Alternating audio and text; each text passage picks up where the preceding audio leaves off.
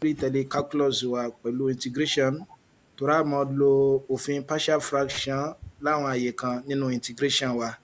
Nínú ẹ̀kọ́ yìí àtàwọn eléyìí tí ó mọ̀ tẹ̀lé máa máa ṣàlàyé àwọn ẹ̀kọ́ lọ́kan-ò-jọ̀kan tí ọ̀rọ̀ mọ́ partial fraction. Ẹ mú gègé yẹn bá mi ká lọ. Ẹ rí i pé pẹ̀lú àlàyé tí mo ń ṣe òun náà ni pé kí ni o a máa mọ ìtumọ̀ ọ̀rọ̀ láti bí ọ̀rọ̀ òun gangan fúnra lára rẹ̀. Gẹ́gẹ́ bí àpèjúwe tí mo ń ṣe gbogbo ìgbà òun náà ni pé kí ni o bathroom. Kódà bí èèyàn mọ ìtumọ̀ bathroom tẹ́lẹ̀ téèyàn bá ti mọ ohun tó ń jẹ́ bath ni pé ìwẹ̀, rúùmù ni yàrá. Ajá sí pé tá a bá méjèèjì papọ̀ kí ló jọ wọ́n ni pé ilé ìwẹ̀. So tá a bá ní partial fractions àti mọ fraction o àti ṣàlàyé rẹ̀ pẹ̀lú so ní inú SSC series wa náà àwọn JAMB series ní ọ̀sẹ̀ tó kọjá òun náà ni pé fraction náà ni pé kí ni o òun ni ó mọ̀ wà lágbọ́n ní báyìí tó ti wà tó jẹ́ pé P àti Q wà wọ́n mọ̀ jẹ́ rational number tí Q dẹ̀ ní jẹ́ 0 Q ò ní jẹ́ 0 tó rà ti mọ̀ pé tí Q bá ti jẹ́ 0 àti mọ̀ pé yóò mọ̀ fún wa jẹ́ undefined. Wá di fraction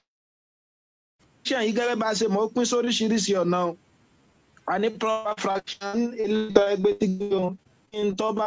wà lókè èyí tó wà lókè o là ń pè ní numerator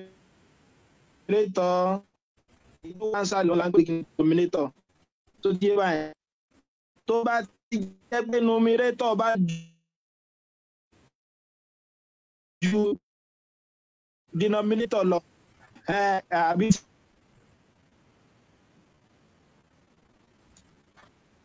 ọkọ lọ́rùn tí ọmọ ọdún mẹ́jọ kó gbọ́ ọmọ ọdún kan kọ́kọ́ lọ́rùn ó tọ́nà ó proper so ṣùgbọ́n kò ní bálákà kí 100 bàbá ọgọ́rùn-ún ọdún kó wá ló fẹ́ jókòó lórí ọmọ ọdún méjì ẹ̀rí pẹ́ wọlé so là ń pè ní kí ni improper fraction tí numerator bá ti ju denominator lọ so tí denominator bá ju denominator lọ aláàmọ̀ gbé lọ sí mixed number so òun náà ní kí ni o àpapọ̀ whole number àti proper fraction tí lẹ́yìn àyè wa.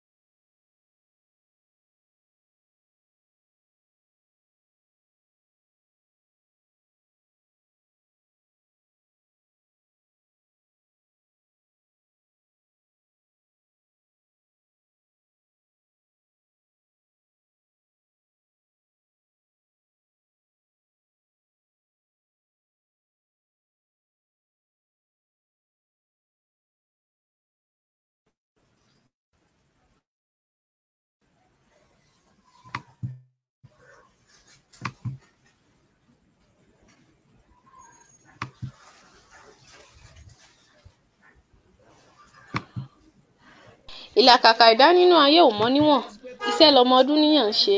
kí á tó jẹ fún mọ̀lẹ́bí jẹ kí á tó wẹ̀wò oge dára ká má bàa ṣìnsín láwùjọ. Láìsí àní-àní ọmọ ènìyàn ń gbìyànjú ṣùgbọ́n kí ló dùn lẹ́yìn sí òòjọ́ ẹni bí ìsinmi ayọ̀ jàre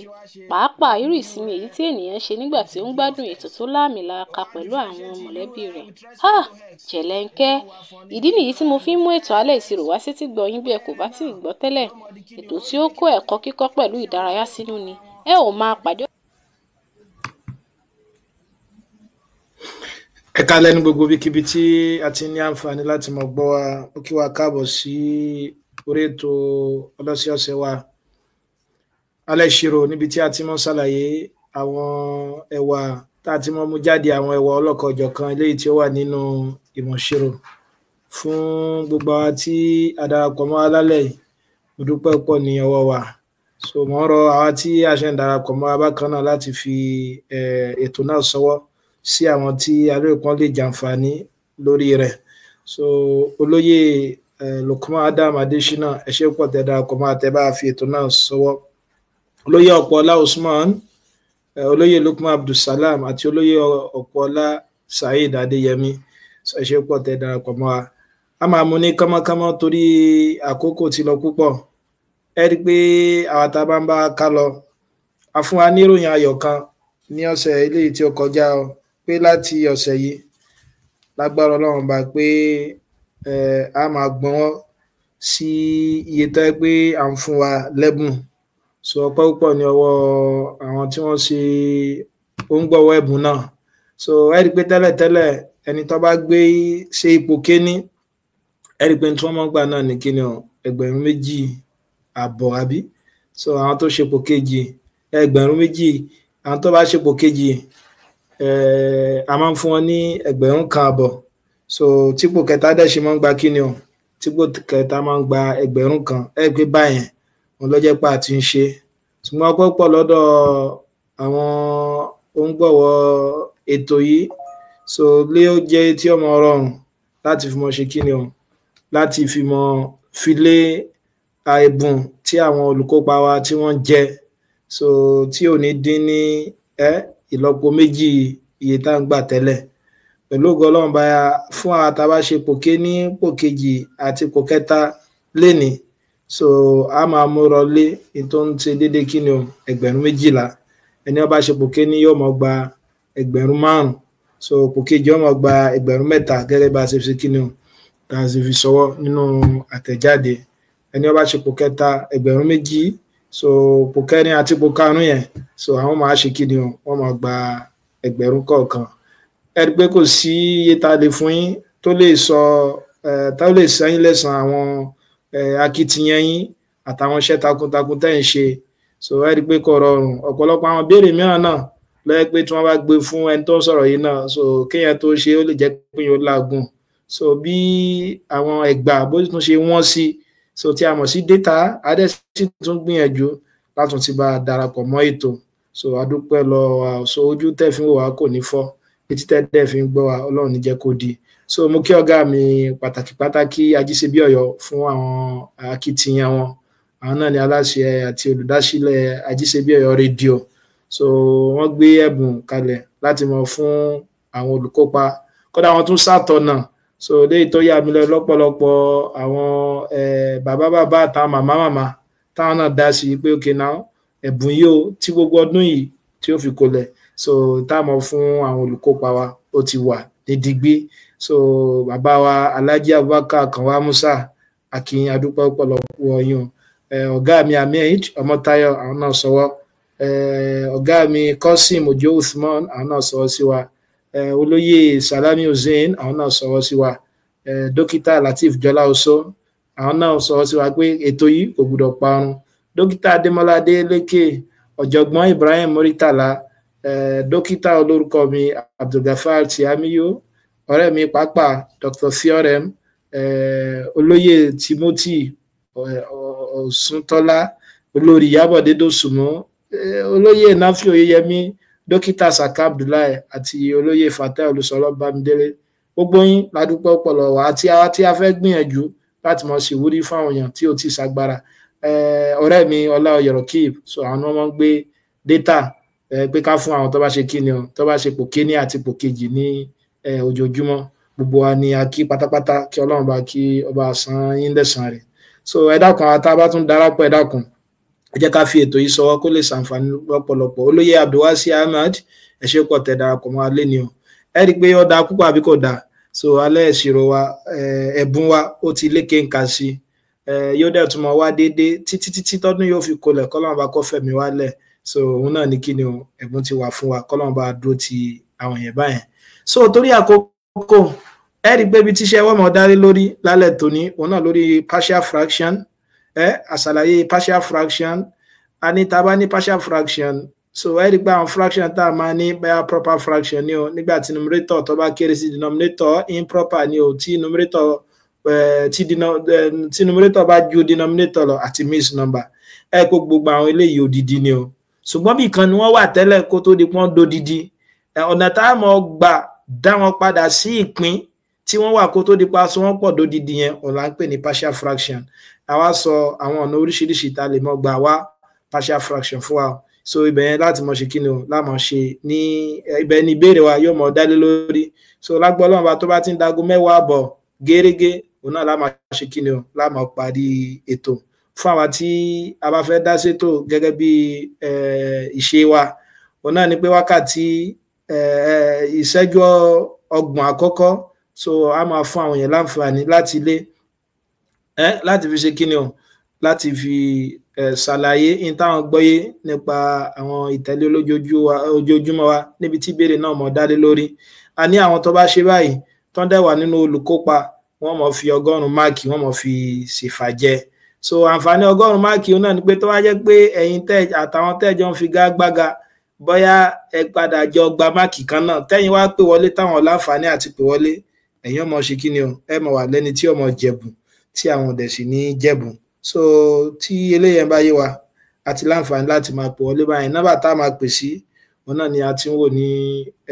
ojú ẹ̀rọ mi yẹn 08162942400 08162942400 so kí ni ẹ̀yin gbọ́yé lórí partial fraction kí lẹ dẹ̀ fẹ́ fi ṣe àǹfààní fáwọn èèyàn ọ̀yà ẹ bá dá sí 08162942400 so nígbà tí à ń retí káwọn èèyàn kí wọ́n ṣe kí ni o kí wọ́n pè wọlé láti fi 100 máàkì ṣèfàjẹ kó tó di pé a bẹ̀rẹ̀ ẹ̀rípa tún ṣàlàyé fún wa wípé ká tó wá lè mọ tú àbí ká tó lè mọ rán àwọn fraction yìí a gbọ́dọ̀ jẹ́ kí nǹkan kan kọ́kọ́ ṣẹlẹ̀ o aláwọ̀kọ́ náà a gbọ́dọ̀ mọ ní tí a ń pè ní proper rational expression a ti mọ̀ pé rational expression náà ni pé fraction tá a bá ní tó ti bá wọn lágbọ́nrin polynomial tó yẹ pé tó wà ní denominator rẹ̀ polynomial ni so ti yà báyẹn so a gbọ́dọ̀ ní proper rational expression so ẹ mọ gbàgbọ́ iye rẹ̀ pẹ̀lú àwọn bóyá bí proper fraction náà ni ẹ pé tá a bá ní proper pé nǹkan tọ́ ó tọ́ kí kékeré ó wà lókè láńlá so ti yé bá wọn ṣùgbọ́n fún rational expression degree lẹ́ẹ̀ máa fi ronú pa rẹ̀ so ti yé tí degree numerator degree ní highest power tí expression kan tàbí tí polynomial kan raise so tí degree numerator tó bá kéré sí degree denominator a máa ní proper rational expression yóò máa wà improper tó bá yẹ pé degree numerator ó bá ju degree denominator lọ ẹ jẹ́ n gba ìpè yìí wọlé hello ẹ ti wà lórí ètò hello ẹ dákun àwa tí a fẹ́ pè wọlé ẹ jẹ́ ká gbìyànjú láti pè sí WhatsApp ni ẹ má pè nọ́mbà yẹn directly tá bá pè nọ́mbà yẹn directly yóò mọ̀ já àwọn ìpè wa tóró náà la fi ń gbà fi wọlé 08162942400 so in tí mò ń sọ lọ hello ẹ ti wà lórí ètò hello tẹ́yìn bá ń gbọ́ wa àwọn ògbọ́yàn tẹ́yìn bá ń gbọ́ àwọn ògbọ́yàn so òun náà ni pé tá bá ní proper rational expression yẹn so mi pa ṣe kí ni o a lè mọ túlẹ̀ lọ tó wá jẹ́ pé tó wà ní denominator wa a bá rí lágbọ́n ní linear factor so àmọ́ túmọ̀ linear factor bí a ti bá ní x plus a gẹ́gẹ́ bí àpèjúwe tó yẹ pé n tí mo ní ẹ̀ lágbọ́n ní x náà ló wà bí a bá ní x plus a x plus b ẹ rí pé ká tó lè ní denominator nígbà tá a ro àwọn fraction méjèèjì yẹn papọ̀ ṣe é pé tó ṣẹlẹ̀ náà ni pé x plus a àti x plus b yẹn òun náà ló ṣe kí ni o òun ló wà ń sálẹ̀ àyà sí pé tí n bá fẹ́ run wẹ́lẹ́wẹ́lẹ́ náà padà kí ni màá máa ṣe so yóò máa kọ́kọ́ jẹ́ kí ni o a over so tí yéwà linear factor aláwọ̀kọ́ yẹn plus b over linear factor ẹlẹ́ẹ̀kejì àyà sí pé tí n bá ní bí linear factor mẹ́ta táàmù mélòó ni ó mọ̀ wà nínú àwọn partial fraction mi yẹn so táàmù mẹ́ta òun náà ni ó mọ̀ wà ńbẹ̀ àwa sọ fún wa pé tó bá jẹ́ pé improper rational expression ni tí degree numerator tó bá ju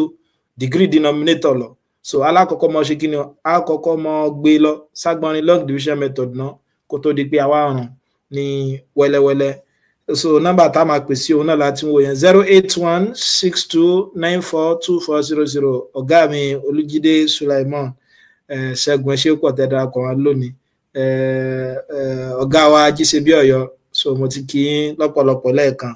ẹ ṣé pẹ̀lú àwọn akitiyan yín Olúwa yóò bá dúró tì yín so òun náà ní nọ́mbà tá a máa pè sí hello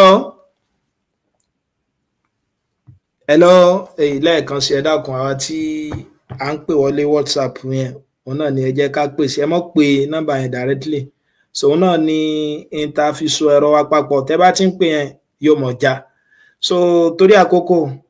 ìdápọ̀ ká mọ̀ ṣe kí ni ká bẹ̀rẹ̀ ìdíje yẹn ní kánmọ́kánmọ́ so mo dẹ̀ nígbàgbọ́ pé a ti gbáradì so bóyá tá bá ní ìbéèrè kan sí ààrẹ tó fẹ́ fi 100 máàkì fi ṣèfàjẹ́ lálẹ́ yìí báyà padà bá débi pé ẹni tí ó bá wà náà àwọn tí ó yege jù lọ wọ́n gbọ́dọ̀ ṣe kí ni o wọ́n tiẹ̀ gbọ́dọ̀ kọ́kọ́ pè wọlé ká gbọ́ ohùn wọn náà kí lẹ́yìn gbọ́ yé nípa partial fraction kó tó di pé àwọ̀ gbàgede ẹ ṣe púpọ̀ lóye Abdulwasi Hamid abẹ́rọ̀ hello ẹ dákun ẹ tún gbìyànjú láti pè wá padà so ẹ tún gbìyànjú láti pè wá padà tó bá jẹ́ pé ẹ̀yin gbọ́ mi àwọn ò gbọ́ yín o so tó bá jẹ́ pé ẹ̀yin gbọ́ mi àwọn ò gbọ́ yín ọ̀yà nígbà tá à ń retí bóyá tabara àwọn kan tí ó tún fi 100 máàkì ṣèfàjẹ́ àwọn kọ́kọ́rọ́ tá a fi mọ wọ gbàgede lálẹ́ yìí so ní kahoot.it òun náà ni a ti ń rí yẹn lójú ẹ̀rọ mi so ìṣẹ́jú 3 sísìn iye àwa tá a bá dẹ́ra á bẹ̀rẹ̀ náà nù so kọ́kọ́rọ́ tá a fi mọ wọlé òun náà ni a ti ń wò yẹn so òun náà ni a ti ń wò yẹn so fún àwa tí a ṣe ń darapọ̀ á lọ sí kahoot.it tàbí ká dáńlódù Kahoot àwa gbé sí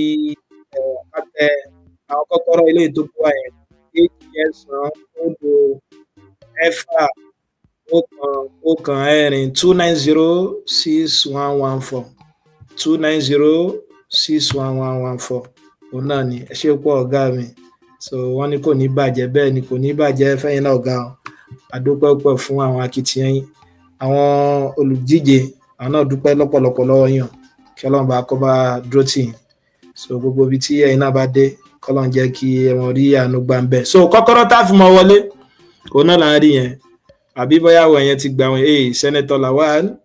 ẹ̀wọ̀n ti gbọ́ wọn ní ta ló fẹ́ ta Senator Lawal láyà lálẹ́ yìí àti rí àwọn èèyàn ẹ̀rí pé ló já ṣe ìmúje òkè olóyè Eléyínké àwọn náà ti darapọ̀ mọ́ wa lọ́sẹ̀ tó kọjá ipa àsìkò wo ni ó rọ̀ wá lọ́rùn pàápàá jùlọ fún àwa tí a ń gba àwẹ̀ gbogbo náà láti sọ pé àkókò ilé yìí tá a mú yẹn ń lọ tẹ́ wa lọ́rùn so iná lọ fà àwọn mẹ́rin wọ́n ti wà lóde sí ìṣe ìtàlẹ̀ yín lérò pé yóò gbogbo orókè lálẹ́ yìí ọ̀jọ̀gbọ́n HK Dash ẹ káàbọ̀ ẹ rí i pé ìdíje ọ̀sẹ̀ tó lọ orí bákan polypus ẹ̀yin náà ẹ ṣe tẹ darapọ̀ mọ́ wa torí àmọ́ ẹni tó yé ẹgbẹ́ níbẹ̀rẹ̀ pẹ̀lú àti prominent àwọn ni wọ́n lọ sí àrìngbàmọ́ra wọn lọ ṣùgbọ́n bí ìṣẹ́jú bí ìdíje méjì àbí kankan tó kù àdìgbé lẹ́sẹ̀kẹsẹ̀ olóyè HK Dash wọ́n gba sí àrìn mọ́ prominent lọ́wọ́ so wọ́n ṣe ipò kejì kọjá ọ̀yà sàtúnrà tó fẹ́ darapọ̀ ẹ tún lè ké sí àwọn akẹgbẹ́ wa kí wọ́n darapọ̀ mọ́ wa méje la ṣe ń rí báyìí ó yẹ ká pọ̀ jù báyìí lọ ẹ mọ́ gbàgbé pé Kahoot yóò mọ fún wa so tẹ́nìkan bá kọ́kọ́ bẹ̀rẹ̀ so ti yé báwọn tẹ́yìn wá darapọ̀ nígbẹ̀yìn kí tó yanrantí bí ẹni tó kọ́kọ́ bẹ̀rẹ̀ so ló fi ń dápọ̀ kẹ́yìn náà ṣe kí ni o kẹ́ darapọ̀ mọ́ wa so press ẹ ṣe pọ̀ tẹ́yìn náà darapọ̀ ṣeéṣe ọkọ̀ ọ̀gá ọ̀jọ̀gbọ́n àgbà náà ni press náà gẹ́gẹ́ bá ti mọ̀ pé eré láǹfọ̀mọ́ ayọ̀ ṣe ni 2906114 so níṣẹ́jú kan sí àkókò yìí a máa wọ gbàgede so tí ẹ sì mọ̀ sí kí ni o wọ́n ṣe kí ni o wọ́n ṣe ń lọ sí àní ìgbà mọ́ra wọn lọ́wọ́ ọ̀gá mi ní àwọn náà bọ́ àgànù sí àmọ́ retí ẹ̀yìn náà ọ̀dà pọ̀ kí gbogbo akága ni wọ́n ní ká mọ́ kó wálé o so wọ́n ní ká má kó wálé o àwọn sọ pé gbogbo ẹ̀ náà ni àwọn fẹ́ ká ná tán ọ̀yà mélòó ni wá báyìí 11 ṣé sátúrẹ́ ń táwọn tó fẹ́ darapọ̀ ọ̀dà Kahoot náà ni Kahoot ibi Ọ̀yọ́ wọ́n lè lò mí tí n bá tún kó àwọn ẹ̀bùn wálé padà so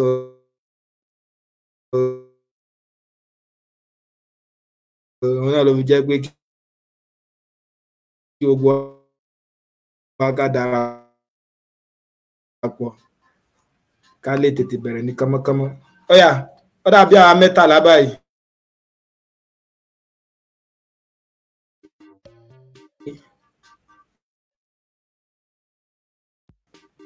ẹ̀rọ mi ọ̀yà àníyàn ọmọ dá lé lórí partial fraction ìdíje ti bẹ̀rẹ̀ náà nù Dr. Basit Ismail ẹ ṣé pọ̀ tẹ́ darapọ̀ mọ́ wa ìbéèrè aláwọ̀kọ́ fún tòní wọ́n ní tá a bá ní rational function 5 divided by s square minus 1 wọ́n ní tá a bá fẹ́ run wẹ́lẹ́wẹ́lẹ́ ọ̀nà wo ni ó bá láàkáyè mú ká fi run a divided by s plus 1 plus b divided by s minus 1 a divided by x square plus b divided by minus 1 as plus b divided by s plus 1 s minus 1 a divided by s plus 1 s plus 1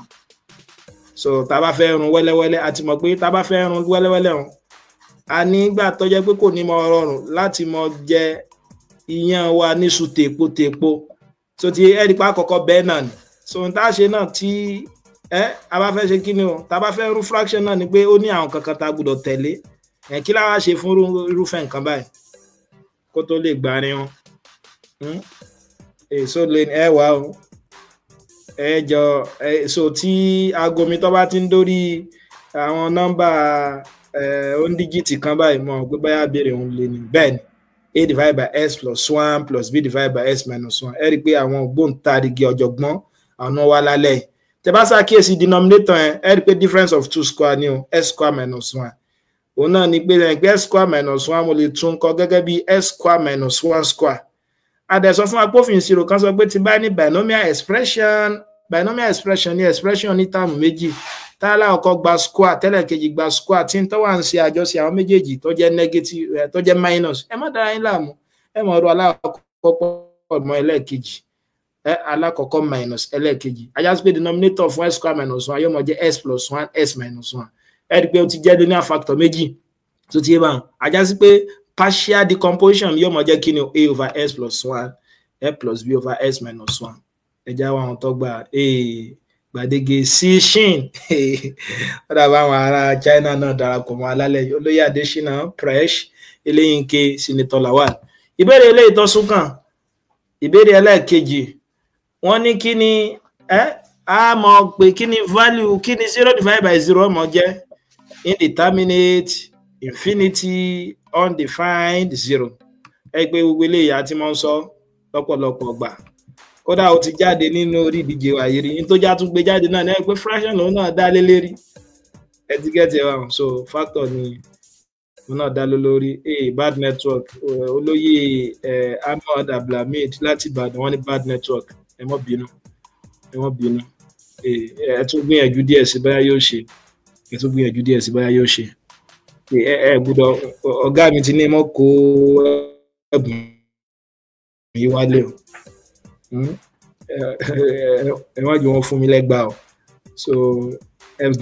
àmọ́ ní ọ̀sẹ̀ tó lọ Ọ̀yọ́ ní ẹ̀bùn wa lọ àmọ́ ibi tí ó lọ ní ọ̀sẹ̀ tó ní Akọ́ládé Bright náà yìí ṣe pọ̀ tẹ̀dá pọ̀ mọ́ Dr. Abdulbasit Ismail ẹ̀yin náà ṣe tẹ̀dá pọ̀ mọ́ alẹ́ ni o tẹ̀dẹ̀ bá fi ètò náà sọ ẹ̀dá kan bá fi sọ́wọ́ sí àwọn èèyàn gbogbo indeterminate àwọn yà mí lẹ́nu pé àwọn 6 ló lè gba ìbéèrè yìí a sọ fún wa pé indeterminate a ní àwọn expression kan tá a máa ń pè ní indeterminate form tó bá ti jẹ́ pé iyèméjì ń bẹ́nu tí ó mọ jẹ́ èsì ìṣirò kan so tí bá wọn bóyá tá a bá gbé lọ́dọ̀ yín tẹ́yin wá sọ answer rẹ̀ jẹ́ ẹ lè gbà tẹ́lómìnà bá sọ tó jẹ́ pé sì táwọn náà mú wá yàtọ̀ sí ń tẹ́ sọ tó dẹ̀ jẹ́ pé tá a bá gbé wọ agbọ́nrin ìṣirò àwọn náà lè gbà tíyè méjì bá ti wà ń pé eléyìí ló yẹ kó jẹ́ eléyìí ló yẹ kó jẹ́ àmọ́ pé ní indeterminate ara rẹ̀ wà ní kíni o 0 divided by 0 indeterminate ni o infinity divided by infinity indeterminate ni o kódà 0 raised by 0 indeterminate ni o bó ni 0 divided by 0 fi jẹ́ indeterminate sàmọ̀dí òun náà ní pé ṣe pé tí máa ní 0 divided by 0 mo lè sọ pé ó jẹ́ 0 náà pẹ̀lú òfin wo pẹ̀lú òfin pé táyé pé numerator mi bá jẹ́ 0 ó ti yé báwọn tí numerator mi tó bá jẹ́ dividends ìkan yòówù tí ó bá jẹ́ kí divisor jẹ́ ṣe pé 0 ní ọ̀nà ó mọ̀ jẹ́ that's why tẹ́ bá ní 0 divided by 1 million 0 náà ni a mọ̀ pé tí 0 divided by 1 million bá jẹ́ 0 ìdí tó fi jẹ́ 0 náà ni pé 0 times 1 million ó mọ̀ fún mi ní 0 padà ọ̀nà àkọ́kọ́ tá a lè gbà ronú rẹ̀ nìyẹn ọ̀nà kejì náà ni pé a lè gbà ronú rẹ̀ látara undefined ṣe ń pa ti sọ pé kí ni o tí 0 bá wà denominator undefined ni ajá sí pé tẹ́ bá bí ẹnìkan ó lè sọ pé bóyá undefined lánsà tóun ó dẹ̀ sì lè jọ sọ pé 0 gbà tá ánsà ẹ̀ tí sàṣọ yẹn indeterminate ni èsì yẹn mọ̀ jẹ́ indeterminate lè sì yẹn mọ̀ jẹ́ àwọn mẹ́fà náà lọ́gbà àwọn mẹ́fà náà lọ́gbà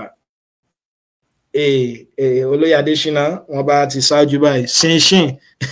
ṣé bàbá India bàbá China sẹ́yìn náà gbọ́ Yorùbá ni olóyè Lẹ́yìnkè prominent Abdul ẹ sì mọ̀ wá pẹ̀lú wa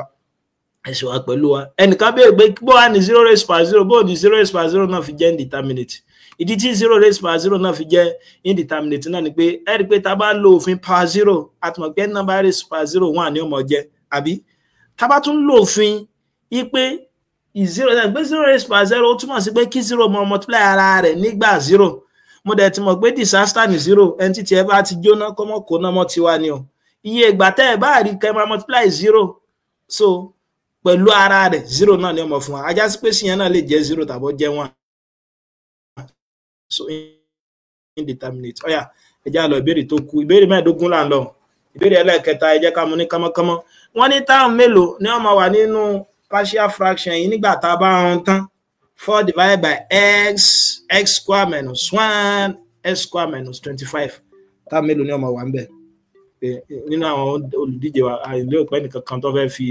100 máàkì sì fàjẹ́ wà lálẹ́ torí àti rẹ̀ ní ẹ̀kan tó pè wọlé nínú wọn ọ̀yà kí ni ó jẹ́ àwọn tá a bá darapọ̀ mọ́ wa ní báyà bí orí ìkànnì Facebook ẹ lè máa fi èsì náà sábàlá ìrìwí sí ẹ lè bá fi ètò náà sọ́wọ́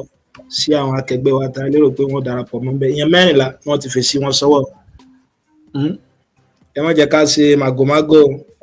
so torí nínú màgòmágó mi náà ní pé ọyá ẹja jọmọ sí papọ̀ ń bí ìwọ ọmọ sáńsà tí kò kejì ọba já mọ́ mi lọ́yọ́ já mọ́ lọ so 5 ni o mo bá gbọ́ àgbọ́yé bó ṣe jẹ́ 5 kì í ṣe 3 fà torí x square minus 1 kò tí ì débi tó ń lọ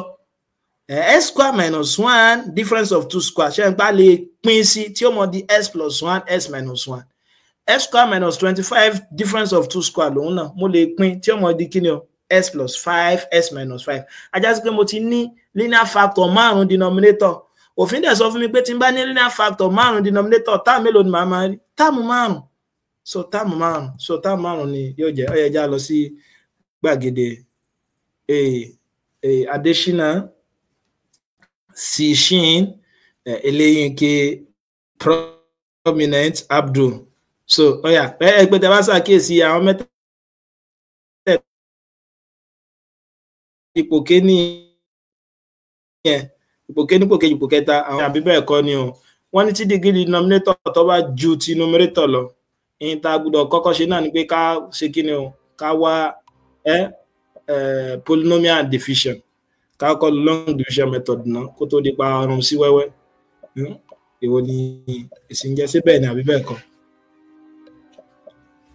ọ̀gá mi Yekin Abdulrahman ẹ ṣé púpọ̀ tẹ́ darapọ̀ mọ́ àtẹ́bá fètò náà sọ́wọ́ so ẹ dákun ẹ bá fi ránṣẹ́ sá ẹ rí pé tẹ́lẹ̀tẹ́lẹ̀ tá a múre lé ẹ rí pé òun gangan kan tí ló ti ẹ ń ṣèwúrí fún wa gbà tó ti rú gọ́gọ́ díẹ̀ sí ẹjá ìmọ̀ darapọ̀ ká máa fi ṣeré láǹfọ̀ máa yóò ṣe ìyẹn 16 wọ́n ti fèsì wọn sọ́wọ́ so nira ni bẹ́ẹ̀ ni àbí bẹ́ẹ̀ kọ́ mà ní ajá sí pé àwọn ọ̀jọ̀gbọ́n àgbà wọn fẹ́ ronú sí èsì wọn kó má bàa lulẹ̀ àwọn yẹn ti ganu sí ẹ̀bùn lálẹ́ yìí wípé àyà wọn mọ̀ sọ wọ́n mọ̀ ṣe kọ̀lọ̀kọ̀lọ̀kọ̀lọ̀ ní bẹ́ẹ̀ kọ́ ẹni mo fẹ́ fi dá lórí irú ni o ṣẹ̀gbẹ́ a sọ pé ìgbà tá a máa lo long division method ni pé tá a bá ní improper rational expression ìgbà ọlá máa ní improper rational expression tí degree numerator bá ju degree denominator lọ bẹ́ẹ̀ bí báyìí mo ní degree denominator ló ju numerator lọ ajá sí pé bẹ́ẹ̀ kọ́ láyé sí ọ̀jẹ̀ èèyàn méjì náà lọ gbà olóyè small wọn bá wá sí olè hk dash ń bọ̀ ẹ mọ́ ṣàfihàn ìdíje ìlàlẹ̀ yìí ọgbẹnu tán àwọn yẹn ganu wà ní ọ̀yà kódà mo ti ń rí ẹnìkan tó ń jẹ́ top round ọ̀yà ìbéèrè ẹlẹ́ẹ̀karùn-ún wọ́n tẹ́ bá fẹ́ rún improper rational expression kí ni tẹ́ kọ́kọ́ ṣe mo tún sọ lẹ́ẹ̀kan mo ti sọ ìbéèrè yìí wọ́n ní ẹ kọ́ lo substitution method ẹ mọ̀ kọ́ gẹ́gẹ́ bí sum of squares ẹ bá multiply wọn pẹ̀lú denominator ẹ mọ̀ perform long division method àti wí lẹ́ẹ̀kan.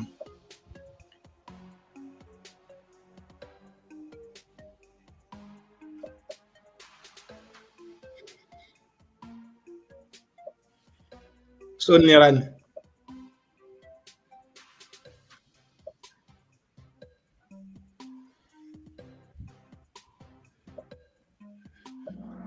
Kọ́mọ sí mago perform long division method ká lo long division method ni o ọ̀yà ẹja lọ ìbéèrè tọkàn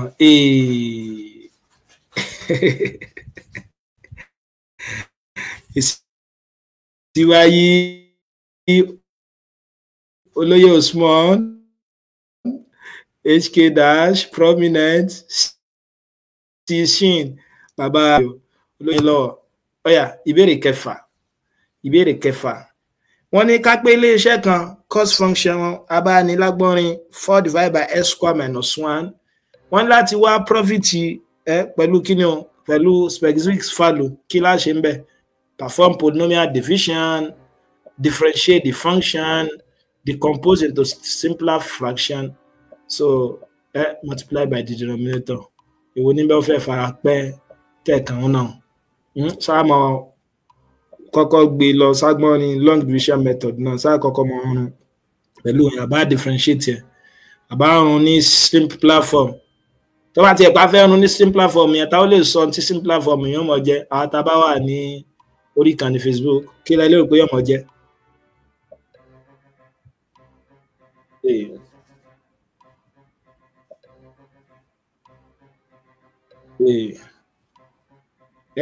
Ẹ̀sán ẹ̀jọ èje ẹ̀fà decompose into smaller fraction simpler fraction ní ọjà àkọ́kọ́ ọ̀run ṣé ti wà àkọ́kọ́ ọ̀run sí simpler fraction náà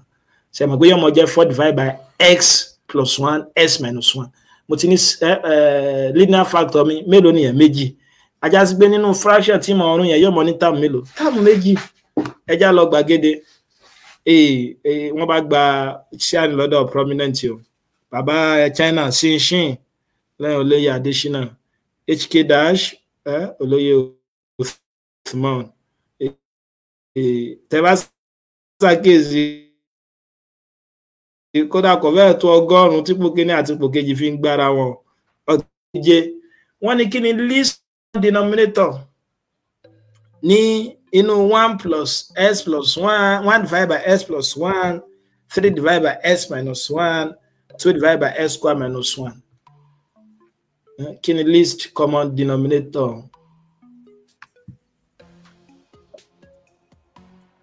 kí ni least common denominator àbí ká pè ní SCM tẹ́ bá fẹ́ wá SCM denominator yẹn kí ni ó jẹ́ bá s plus 1 squared s square plus 1 s plus 1 s minus 1 s minus 1 squared tẹ́ bá rí ipò kejì mú ẹ rí ipò kejì mú àbí ipò kẹta àbí ipò kẹrin àbí ipò karùn márààrún ni ẹ̀bùn wà fún kódà bẹ́ẹ̀ bá rí yìnyín náà ẹ ti ẹ̀gbìyànjú yẹn ẹ rí pé kò rọrùn bẹ́ẹ̀ ni s plus 1 s minus 1 ni ẹ rí pé tẹ́ bá rún tẹ́lẹ̀ kẹta yìí sí wẹ́wẹ́ denominator tó náà mọ̀ jẹ́ s plus 1 s minus 1 bọ̀dẹ̀ sọ fún agbọ́rọ̀ náà tó yá kọ́mọ́kọ́mọ́ tá a fi lè wá SCM náà ní pé kí n kọ́kọ́ wò pé ṣé denominator wọn bá papọ̀ tí denominator wọn bá papọ̀ màá mú kankan náà màá mú kan náà àwọn nọ́mbà nígbà ìpọ́n ti papọ̀ òun ní ọmọ jẹ́ LCM yẹn tí denominator wọn bá papọ̀ bẹ̀ ìkan jẹ́ factor ẹlẹ́ẹ̀kejì eléyìí tó jẹ́ multiple àwọn yòókù yẹn ń lẹ́mù èyí níbi eléyìí s square minus 1 ó jẹ́ multiple fún s plus 1 s minus 1 àwọn s plus 1 s minus 1 jẹ́ factor rẹ̀ tó ti bá àwọn lẹ́mù bá wọn ọ̀yà ẹja lọ gbàgede àwọn yẹn ń jára wọn bọ́ ni olóyè Usman HK dash Shinshin tá Shinshin yìí ara China ní àmọ́ Presh Abdul àwọn èèyàn òṣèré fa àtúfẹ́ kódà méjì ìbéèrè wa ìbéèrè ẹlẹ́ẹ̀kẹjọ wọ́n ní èwo náà àwọn wọ̀nyí tó jẹ́ pé èwo náà àwọn rational expression yẹn ló wà improper ṣé alákọ̀ọ́kọ́ ni abẹ́lẹ̀kejì abẹ́lẹ̀kẹta abẹ́lẹ̀kẹrin èèmọ̀ wọ́n pé àbí àwọn olùkópa òun yóò mọ̀ sọmi báyìí nígbà Ọlọ́run kódà ló yóò mọ̀ ṣàdúrà pé láìláì Ọlọ́run dákun ọ̀dọ̀ mi ni ọjọ́ bọ́ sí o ó ti dá ẹ bá fẹ́ kọ́ bọ́ sọ́dọ̀ yín ẹ kàwé ẹ mọ̀ tẹ̀lé wa ká lọ ẹlẹ́ẹ̀kejì òun náà ni pé kíbi o lẹ́yìn tẹ́ bá tún tẹ̀lé wa ká lọ tán ẹ wá ṣe kìíní ẹ yára ẹ tètè mọ̀ mú èsì yín ẹ gbogbo àwọn iṣẹ́ yìí kì í ṣiṣẹ́ tó le kódà ẹ ní mú pẹ́ẹ̀nì kẹ́ tó mọ èsì yín tẹ́ bá mọ gba àwọn ìbéèrè tí mo máa ń fún wa ẹ rí pa kì í pa mú gègé kó tó di pé a mọ̀ tẹ́sí jẹ́ bẹ̀ yóò gba ẹni tó bá gbọ́ nǹkan oyé láti ilẹ̀ ẹ lè sọ tí èsì yẹn jẹ́ láì jẹ́ pé dára yín láàmú ẹ lè sọ tí èsì yẹn jẹ́ láì pẹ́ èjì o ọ̀kan odò bẹ́ẹ̀ ni ọ̀pọ̀lọpọ̀ wa la gbà bẹ́ẹ̀ ni ẹ wọ́n pa ti mọ̀ pé improper rational expression náà ní àwọn èyí tó ẹ pé kí ni o degree numerator tó bá ju degree denominator lọ ẹ pé tó bá ṣàkíyèsí múyì aláwọ̀kọ́ yẹn degree numerator jẹ́ 3 denominator rẹ̀ jẹ́ 2 ajá sí pé improper ni so gbogbo àwọn yòókù yẹn proper làwọn torí degree numerator kéré sí ti denominator ní agbọ́nrin tiwọn ọ̀yà ẹ̀já lọ gbàgede HK dash bá ti sún síwájú ọ lóye Usman wọn tẹ̀tẹ̀lé wọn ta ni bad network wọn ní bad network làwọn fresh kò tí ì tán ìbéèrè méje sí ìbéèrè ẹlẹ́ẹ̀kẹsàn-án rere o wọ́n ní tí 2s minus 3 tó wà ń dọ́gba pẹ̀lú a divided by s plus 2 plus b divided by s minus 3 torí tá a mọ̀ pé tá a bá ti rún lágbọ́nrin tí ó máa wà lẹ́lẹ́ mo ní linear factors méjì ajá sí pé àwọn factor òun ní rírun táwọn mélòó ní ọmọ wà ń bẹ̀ táwọn méjì bẹ́ẹ̀ ni ẹgbẹ́ ilé ò lè la wọ́n ní kí làwọn táwọn substitute fún a àti b ẹgbẹ́ mo ní ta wá ṣe lé lẹ́yìn ìgbà tá a bá multiply through by denominator tán LCM denominator ṣe pé táwọn máa ní lápá tún òun náà ní a s minus 3 plus b s plus 2 ó mì pé a máa pa variable kan fún kejì so tí a máa pa constant kan fún kejì so tí n bá fẹ́ pa a màá wò pé kí ni mo lè lò láti fi pa a so tí ṣe pé tá a lè lò ẹ wá wò pé kí ni expression tó súnmọ́ ẹ mọ̀ sọ́ di 0 ṣe pé tó ẹgbẹ́ s minus 3 ní ló mú létí a kí ni mo lè fi sọ s minus 3 di 0 òun náà ní kí 3 mi ó jẹ́ kí s mi ó jẹ́ 3 torí mo ti mọ̀ pé 3 minus 3 yóò mọ̀ jẹ́ 0 mo dẹ̀ ti mọ̀ pé disaster ní 0 kódà kọ́ ẹ pé he tẹ́lẹ̀ 1 trillion lọ́jẹ́ níwọ̀n gbà tí má ti multiply pẹ̀lú 0 ish òdòdó nìyẹn so ajá sí pé àwọn tá a máa gbèsè òun náà minus 2 trillion àwọn mẹ́ta lọ́gbà prominent bá wá sókè HK dash ọgbàmọ́ olóyè Usman Shinshin Presh ọ̀yà ìbéèrè ẹlẹ́ẹ̀kẹwàá báyìí ìbéèrè ẹlẹ́ẹ̀kẹwàá wọ́n ní tí n bá ní 5s minus 1 divided by s cube minus s wọ́n ní factorization ó láà máa ṣe láti lè rún denominator yẹn sí wẹ́wẹ́ factorization mélòó láà máa ṣe fún denominator yẹn sí s plus 1 s minus 1 s plus 1 squared s squared s minus 1 s minus 1 s plus 1 ìwọ nù ó jẹ àwọn táwa ní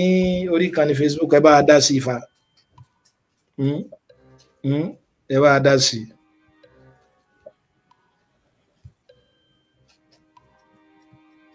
tọ́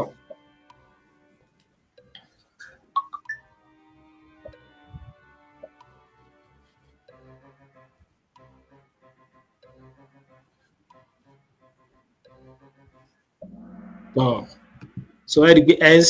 s plus 1 s minus 1 náà ni so ti yé torí tí máa kọ́ factorize x jáde ń gbọ́ ẹ̀pọ̀ ọkọ̀ mọ̀ ní term méjèèjì yóò mọ̀ jẹ́ s square minus 1 but dem mọ̀ s square minus 1 difference of 2 square wọ́n mọ̀ di kí ni s plus 1 s minus 1 bẹ́ẹ̀ náà ni ṣinṣin ti gba ipò kejì báyìí olóyè Usman press ẹ mọ́ sọ̀kan nù ọ̀yà ìbéèrè ẹlẹ́ẹ̀kọkànlá wọ́n ní èwo ọ̀nà wo la lè mọ́ gbà sílẹ̀ sí kí ni ọ̀nà tí ò ní ṣe lọ́mọ́ ọ̀nà tó kéré jù so ti yé bá s square minus 3 divided by s minus root 3 tí s mi sì jẹ́ root 3 sẹ́yìn pé tí s mi bá ti jẹ́ root 3 kí láwọn ní àwọn ní undefined olóyè ọláyíwọlá sọmọ ọdẹ ṣe tẹ darapọ̀ mọ́ wa bá wa darapọ̀ sí ìdíje òun lónìí ṣé root 3 lè ṣe wọ́n jẹ ni àbí s plus root 3 àbí s minus root 3 àbí undefined kódà wa náà a lè ganu sẹ́bùn yìí ẹ pé ogun ta ti kọ́ náà ni mò ń gbé jáde kódà àti ẹ̀wà ní fẹ́ràn púpọ̀ láti wò fún ìdíje eléyìí 3 péré náà ni so n ta sọ kí ni partial fraction jẹ́ bó láti lè ṣe partial fraction kò jù báwọn lọ ẹni tó bá ń tẹ̀lé àwọn ìdíje bẹ́tẹ́ lómi ọkàn wo pé káwọn kan gbé kíní ẹ̀ wá ni pé tóun ti mọ̀ tẹ́lẹ̀ ó lè mọ́ rọrùn báwọn fa ẹ dákun ẹ jẹ́ ká máa gbáradì fún ẹ pé tẹ́ máa ń gbáradì fún gbogbo àwọn ilé kò ní nira s plus root 3 ni ó jẹ́ ìyẹn 8 ló gbà àwọn ọ̀jọ̀gbọ́n òṣèrò pọ̀ nígbà ṣe é gbé difference of 2 square ní s square minus 3 yìí náà ṣe é gbé mo lè sọ 3 yẹn náà di kí ni root 3 squared ó mì pé mo ní s square minus root 3 square náà ti jẹ́ difference of 2 square mo dẹ̀ sọ pé tá a bá ní binomial expression tá alákọ̀ọ́kọ́ gba square tẹ́lẹ̀kejì gba square tí minus wa bẹ̀ láàrin àwọn méjèèjì yóò mọ̀ jẹ́ alákọ̀ọ́kọ́ plus ẹlẹ́ẹ̀kejì alákọ̀ọ́kọ́ minus ẹlẹ́ẹ̀kejì so ó mì pé numerator bẹ́ẹ̀ yóò mọ̀ jẹ́ s plus root 3 s minus root 3 tẹ́ bá ṣàkíyèsí denominator yẹn s minus 3 root 3 wà bẹ́ẹ̀ so s minus root 3 ó gé s minus root 3 kí ni ọmọ ṣẹ́kùn lẹ̀ s plus root 3 ẹjá wo gbàgede hk dash ọgbà ṣùgbọ́n press wọ́n ti sún síwájú ṣinṣin bàbá yẹn China olóyè Usman prominent gbàgede mi ó gbé wá pé kí ni hk dash fún àwọn ìbéèrè 9 léraléra wọn tí sin kankan bẹ́ẹ̀ ẹ̀yin náà ta wọn láyà ẹ̀gbọ́ ọkọ̀ wọn rí níbi ìdíje bá wọn ṣe darapọ̀ mọ́ alálẹ̀ yìí wọ́n ní expression wo kí láà máa fi ẹ̀sì ṣe tí ó mọ sọ expression yìí tí ó ń jẹ́ ọmọ dá undefined 5 root 5 5s undefined mo ti sọ láìmọye ìgbà ìbéèrè ọ̀sẹ̀ yìí ò tiẹ̀ lé rárá àwọn tá a bá kún ẹnu wa láti ganu sí ẹ rí i pé kò ní nira kò lè nira púpọ̀ so ó lè nù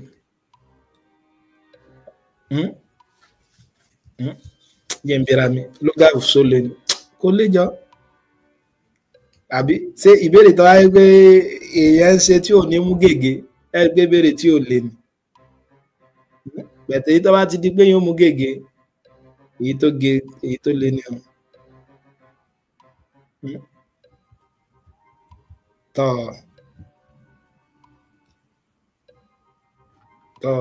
èjì tọ bẹ́ẹ̀ ni root 5 ni ọ ìyẹn pé tí ó sọ expression ẹni undefined ni pé kí denominator mi ó jẹ́ 0 ní tó dẹ̀ jẹ́ denominator ní s minus root 5 tí s minus root 5 bá jẹ́ 0 yóò mọ̀ jẹ́ kí ni ọ s is equal to root 5 wọn náà ní answer yẹn jẹ́ ọ̀yà hk dash ọ̀gbàmọ́ Presh Shinshin Usman prominent ọ̀yà ìbéèrè ẹlẹ́ẹ̀kẹtàlá báyìí ìbéèrè ẹlẹ́ẹ̀kẹtàlá wọ́n ní òfin wo la gbọ́dọ̀ tẹ̀lé kó tó di pa lè mọ́ yọ tàbí ká máa ro rational expression kó nu ara wọn numerator yẹn wọ́n ní ṣé kó máa wà factorable ni numerator gbọ́dọ̀ ní the same degree denominator wọ́n gbọ́dọ̀ papọ̀. The denominator must be prime. Denominator gbọ́dọ̀ jẹ́ prime. Remember.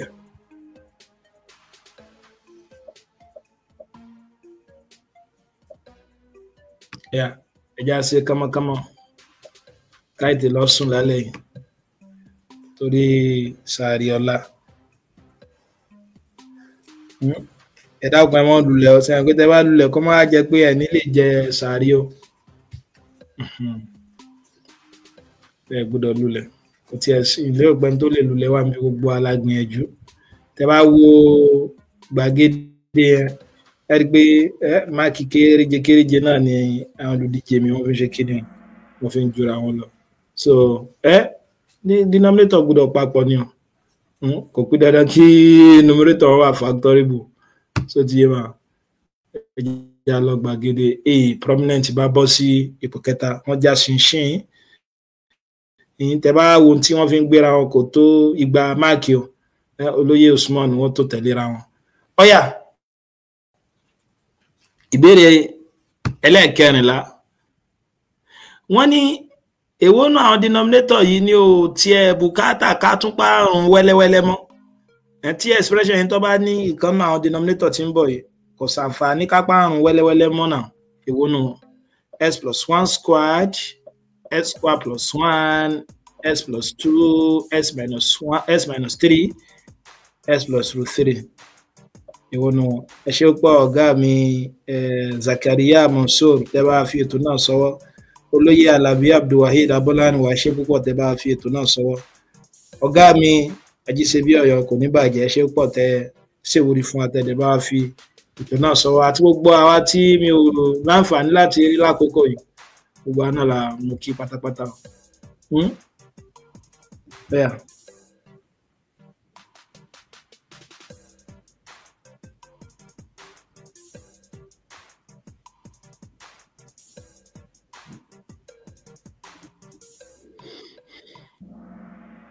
bẹ́ẹ̀ s plus root 5 wọn bùkátà s plus 1 squared ní ẹsẹ̀ gbé repeated fraction lélẹ́yìn akálàṣe àti ẹ̀ tí ṣe repeated fraction but repeated fraction ní yín jẹ́ so tí s square plus 4 tí ẹ̀ ẹ́ di pé bí quadratic term lọ́wọ́ so tí nǹkan bá ti wà ní quadratic term tí ọmọ jẹ́ kíní ẹ̀wọ̀n ò ní jẹ́ constant mọ́ numerator ọmọ jẹ́ as plus b máa padà máa ṣàlàyé inú ẹ̀kọ́ tó ń bọ̀ so s plus 2 s minus 3 linear factor méjì a lè rán òun s plus root 5 la lè rún wẹ́rẹ́wẹ́rẹ́ ẹlòmíràn gbé kí ni ló gáfù wá rí nínú s plus root 5 yìí gbàgede rèé o hk dash àwọn ni wọ́n lékè báyìí olóyè Presh ń tẹ̀lé wọn prominent ń sí kẹta ṣinṣin olóyè Usman ṣùgbọ́n béèrè parí tí ó sọ ẹni tí ọmọ jẹ́ kí ni o ẹni tí ọmọ jẹ́ ẹ̀tọ́jáwé olúborí fún talẹ̀ tóní tàẹ̀dógún wọ́n ti rational ìtàn tó bá ti wà ní proper fraction kí láti ẹ̀kọ́kọ́ mọ́ ṣe ká tó apply partial differentiation.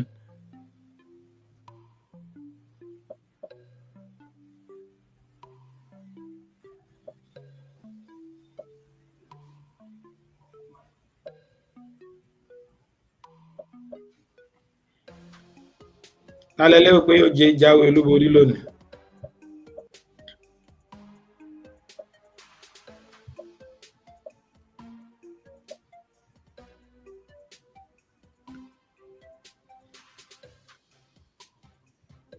Ìdíje wa tí ọ̀sẹ̀ tó ń bọ̀ lọ́hùn lágbó Ọlọ́run bá pohùn láti mọ̀ ṣe á wà pẹ̀lú àwọn akẹgbẹ́ wa TLEC Delight Education Consult so wọ́n fún wa ní ìdánilẹ́kọ̀ọ́ kan bẹ́ẹ̀ so a máa ṣe àwọn quiz yẹn náà bẹ́ẹ̀ àwọn tá a bá fẹ́ darapọ̀ mọ́ wa náà a lè tún darapọ̀ mọ́ wa náà online náà lágbó Ọlọ́run bá a máa gbé sí orí afẹ́fẹ́ so a factor denominator ni o a factor denominator ni o ọ̀yà tálẹ́ lé ògbóṣepọ̀ kẹta bad network ló ṣepọ̀ kẹta ọkọ̀ olóyè Presh wọ́n ṣepọ̀ kejì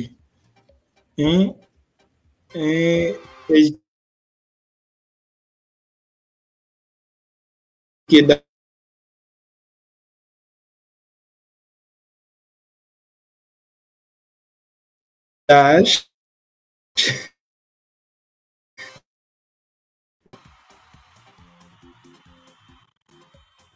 ẹjá tún wo gbàgede ohun lẹ́ẹ̀kan sí ẹjá tún wo gbàgede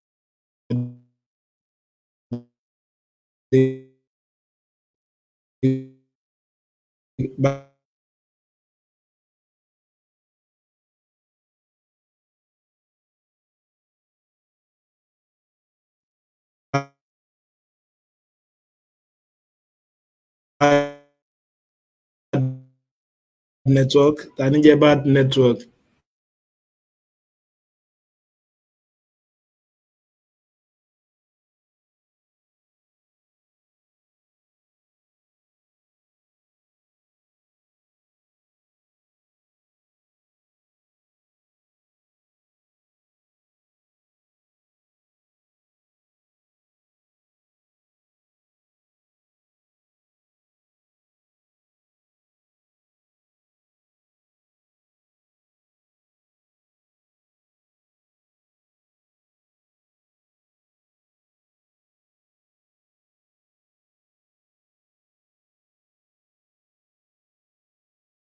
Abdulhamid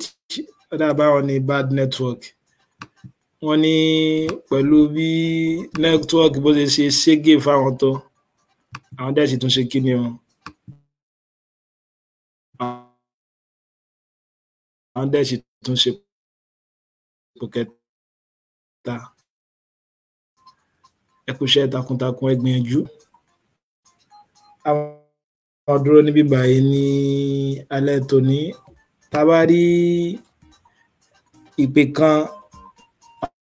àbí méjì lọ́dọ̀ àwa tá kópa, bó la rí béèrè yẹn ṣe só lé ní àbọ̀rọ̀ pápí wọ́n sọ ń gbọ́ owó ètò. Nọ́mbà tá máa pè sí òun náà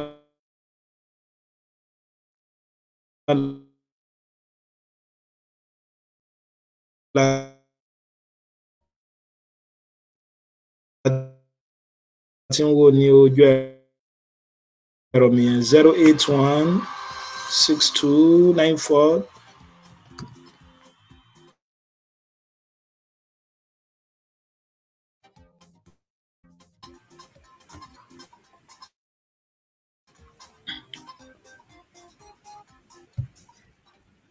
08162942400.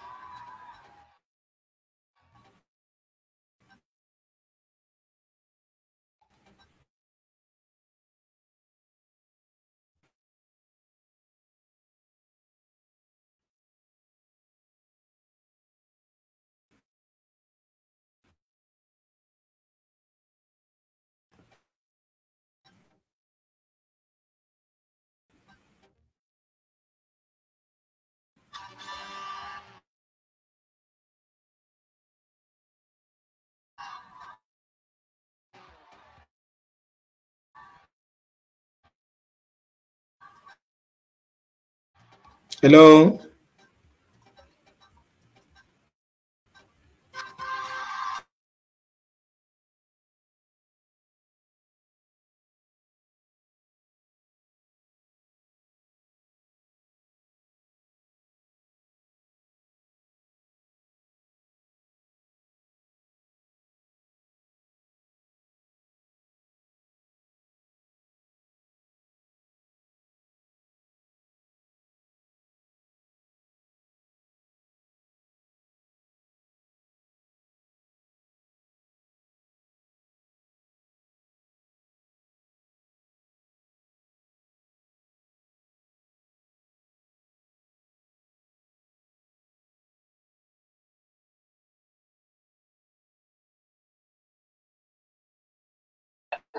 Àbí nǹkan kan ẹ ti wá sókè padà. Bó la lérò pé ó ti ń ṣẹlẹ̀. Ó yọ lọ́wọ́ ẹ mọ̀ pé ìgbà táwa ti bá ti wà ní kaut àwọn ètò ẹ̀mọ tó ń ṣẹlẹ̀ lọ ní agbọ́nrin ẹni tó ń ṣètò kankan àkàmọ̀ sí tiwa lọ́dọ̀ mi ká tó wá rí result at the end of the day. So ọwọ́ Ọlọ́run ní gbogbo ẹ wà. Ọ̀dà ní kámọ́kámọ́ olóyè bá gba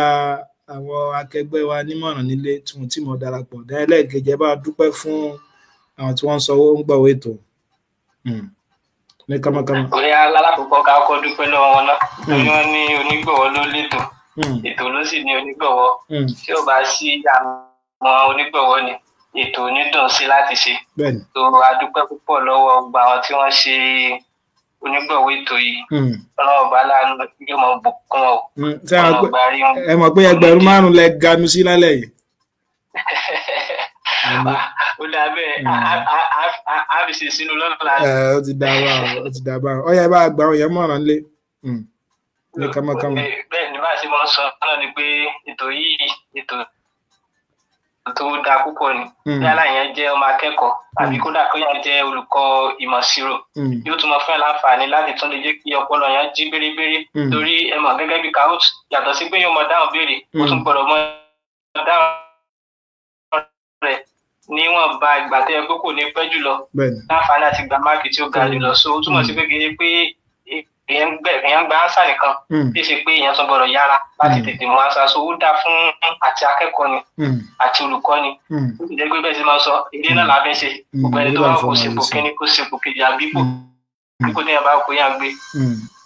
èdè náà là ń fi ọmọ ayé pé ẹ pé tó sá. Yes, ẹ ṣé púpọ̀ olóyè 08162942400 ẹ jẹ́ ń gba ìpè kan sí ká tó mọ lọlé ẹni tó pè lẹ́ẹ̀kan nígbà tọ́jọ́gbọ́n pè yẹn kí wọ́n tún gbìyànjú láti pè báyìí olóyè HK Dash àwọn ti ganu sí 5,000 tí wọ́n ní mo fẹ́ mọ ta ní fresh kí wọ́n gbìyànjú láti pè ó dàbí olóyè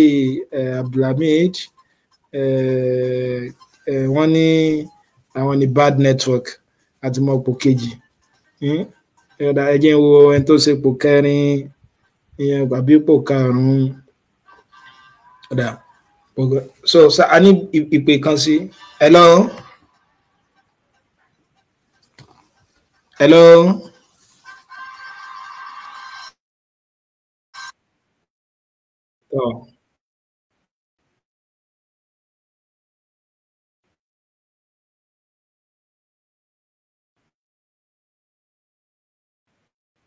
Prominent àwọn ṣe ipò kejì Abdul ni wọ́n ṣe ipò kẹta mi kan dákun kí wọ́n kàn sí mi so kí wọ́n dákun kí wọ́n kàn sí mi. Hello, ẹ ti wà lórí ètò. Wa alaikum salam wa rahmatullahi wa barakatuh. Ẹ ṣe pọ̀ tẹ́ darapọ̀ mọ́ wa kí lórúkọ yín bọ́lẹ̀ tí ń pè ọ́. Orúkọ wa ni Babatunde Abdullah. Olóyè Babatunde Abdullah wọ́n jẹ́ ìkan nínú àwọn ògbóǹtarìgì òǹṣirò. Ẹ ṣe pọ̀ tẹ́ darapọ̀ mọ́ alálẹ̀ yìí olóyè. Àti bọ́lẹ̀ tí ṣàánú àwọn náà ní ká ṣe ìdúkà tiẹ̀ wo ibi tá a fi ìṣirò sí. Káwọn gbégbé àtìgbà bẹ́ẹ̀. Olóyè jẹ́ ẹ ṣe púpọ̀ olóyè jẹ́ wọ́n di dókítà láìpẹ́ lágbára Ọlọ́run bá so ó ṣèrò àgbà làwọn náà wọ́n ní àwọn ní káwọn náà fi ṣe eré láǹfọ̀mọ́ ayò ṣe so kí ni ìmọ̀ràn tẹ́fẹ́ fún àwọn aráalé àti pé bó lè rí ìdíje òun sí olóyè. Gẹ́gẹ́ mo sọ fún pé àwọn náà ní káwọn náà yẹ̀wò ká mọ̀ pé ipò wo la fi ìṣirò sí sẹ́yìn kò tẹ́ pé a ti kúrò ńbẹ̀ nígbà tó ti pẹ́ díẹ̀ ṣùgbọ́n àdìgàtì ẹ̀ tó wò pé sáwọn náà sì wà ńbẹ̀ ṣùgbọ́n Ọlọ́run pé ikú kan báyìí tẹ́ gbé kalẹ̀ ó ń fún wa ní ìgbìyànjú pé káwọn náà fi mọ̀ pé òkè àwọn tá a tiẹ̀ ti ń kó mẹ́tẹ̀ ṣé àwọn akó mẹ́tẹ̀ yẹn rẹ̀ ni so ọ̀nà jẹ́ káwọn náà fi ká ta àbọ̀ yìí so tí ìgbà bá ìtàbá wò pé káwọn náà mọ̀ tiẹ̀ fi ṣírò kalẹ̀ kí wá mú ọmọ tó sì wà nílé ẹ̀kọ́ tí ó wà sọ pé òun nílé mọ́ kópa nírú ọ̀dọ́ báyìí so ìgbìyànjú tó dá òun ni ẹ̀ ń gbà wá kọ́lọ́n bá wa ṣe àdúrótì fún yín kọ́lọ́n mọ̀ jẹ́ kó jẹ́ òpin kọ́lọ́n túbọ̀ máa kún yín lọ́wọ́ ẹ ṣeun gan ni Ọlọ́run bá wà pẹ̀lú yín. Ẹ ṣe púpọ̀ ọ̀jọ̀gbọ́n wọn kó wa láti orílẹ̀-èdè Morocco ni wọ́n ti ń pè wá gẹ́gẹ́ bí mo ṣe sọ ògbóǹtarìgì onímọ̀ ìṣirò làwọn náà so tí wọ́n gbárí lọ́pọ̀lọpọ̀ bẹ́ẹ̀ tí àwọn náà wò pé káwọn fi ṣèwúrí fún wa so kádẹ́ fi jọ sí eré láǹfọ̀mọ́ ayọ̀ ṣe papọ̀ inú wa dùn pé ẹ darapọ̀ mọ́ wa ní òní ọ̀jọ̀gbọ́n alẹ́ òpẹ́ tún darapọ̀ mọ́ wa ní ìgbà mìíràn so torí pé àkókò ti lọ lọ́pọ̀lọpọ̀ àmọ́ dúró níbí báyìí lálẹ́ tòní adẹ́sì mọ́ darapọ̀ ní ọ̀sẹ̀ tó ń bọ̀ so adẹ́sì tún mọ́ tẹ̀síwájú lórí partial fraction wa torí àti ìkọ́ wọn tán ó sì tún kọ àwọn ẹ̀kọ́ bíi 2 àbí 3 kó tó di parí wọ́n gbé mo ṣe sọ lẹ́ẹ̀kan ìdíje eléyìí tó ń bọ̀ àpòmù ni ó ti máa wáyé níbi ìdánilẹ́kọ̀ọ́ eléyìí tí wọ́n pè wá sí so àánà lè gbìyànjú láti darapọ̀ àkàlàṣe bí àárọ̀ àbọ̀sán ló ní ó súnmọ́ kó jẹ́ máa sọ fún wa so ní bí ó ṣe mọ́ lọ so lẹ́ẹ̀kan sí mo dúpẹ́ pọ̀ ní ọwọ́ àwọn tí wọ́n gbẹ́bùn kalẹ̀ láti fi ṣèwúrí fún gbogbo wa ẹ rí pé tẹ́ bá ṣàkíyèsí a ní ipò kíní ọmọ ganu sí 5,000 ipò kejì 3,000 ipò kẹta 2,000 ipò kẹrin àti ipò karùn-ún 1,000 kọ̀ọ̀kan ẹ pé yàtọ̀ sí tá a mọ̀ ń gbà tẹ́lẹ̀ so àwọn ọ̀gá mi so tí mo fẹ́ dákọ̀ yìí àwọn ni wọ́n ṣe iṣẹ́ òǹkọ́lọ́mbà dúró tì wọ́n olóyè Ajíṣebí Ọ̀yọ́ so aláṣẹ àtòdásílẹ̀ Ajíṣebí Ọ̀yọ́ rédíò ẹ ṣé púpọ̀ bàbá wa Abubakar Akanwa Musa ọ̀jọ̀gbọ́n Hamid Ọmọ́táyọ̀ ọ̀jọ̀gbọ́n Kọ́sìm Òjó ọ̀jọ̀gbọ́n Salami Hussein ọ̀gá mi Lateef Jọlá Oṣó dókítà Adémọ́lá Adélékè ọ̀jọ̀gbọ́n àgbàwá Ibrahim Muritala dókítà Abdulgafar Tiamiyu dókítà Fiorem ọ̀gá wa Timothy Ọ̀sùntọ́lá olórí Ìyábọ̀dé Dòsùnmú so olóyè Nafiu Oyèyẹmí dókítà Saka Abdullah àti olóyè Fatai Olúṣọlá Bámidélé so gbogbo aládùúpẹ́ àti gbogbo àti afẹ́ ṣe tààtì láǹfààní bẹ́ẹ̀ kọ́lọ̀mbà kó bá dúró ti ẹnì kọ̀ọ̀kan àti gbogbo àwọn táwọn wò wá kó rọrùn ẹ rí pé lákòókò yìí àwọn tó jẹ́ àwọn tí wọ́n ń ta ẹ̀gbà fún wa wọ́n ti fowó kún ìlọ́po méjì náà wọ́n tún fi kún tóun ti bẹ́ẹ̀ náà ẹ ṣe tún darapọ̀ mọ́ wa dúpẹ́ pọ̀ lọ́wọ́ yín so kọ́lọ̀mbà kó bá dúró ti ibi tẹ́ẹ̀ tí mo náà kọ́ ní ọlọ́mbà kó máa bá a bùkún lágbọ́ ọlọ́mbà á mọ̀ pàdé ní ọ̀sẹ̀ tó ń bọ̀ ẹ ṣe pọ̀ tí ẹ darapọ̀ mọ́ wa ní alẹ́ tó ní tẹ̀lé bá fi ètò náà sọ́wọ́ ó dàárọ̀.